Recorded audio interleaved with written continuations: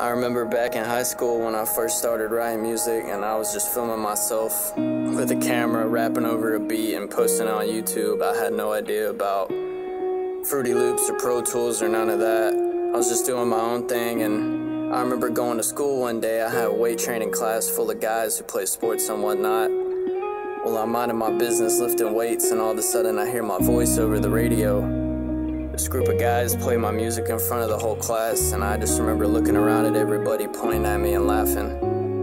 It really fucked with me mentally, and I eventually just shut myself off from everybody. My cousin and I at the time would always talk about how cool it would be to make a name for ourselves and to be up on a stage with a whole crowd of people singing your songs.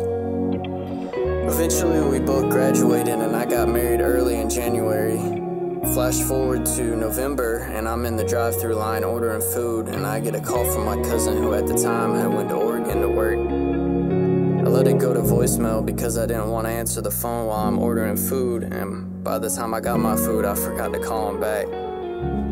The next day, I get a call from my mom telling me that she needs to come over to talk to me, and when they arrived to my house, they told me that he had unfortunately killed himself.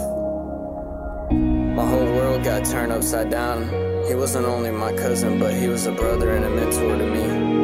He taught me so much about life, and he was the one person I cared most about. I have to live with myself wondering what would have happened if I answered that call. He was supposed to fly back a few weeks later, and I was going to tell him in person that I was having a kid, but I never got the chance to.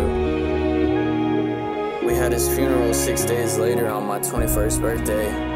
And instead of holding a drink in the air to cheers with one of the few people who matter most to me, I'm holding his casket, carrying him to his hearse.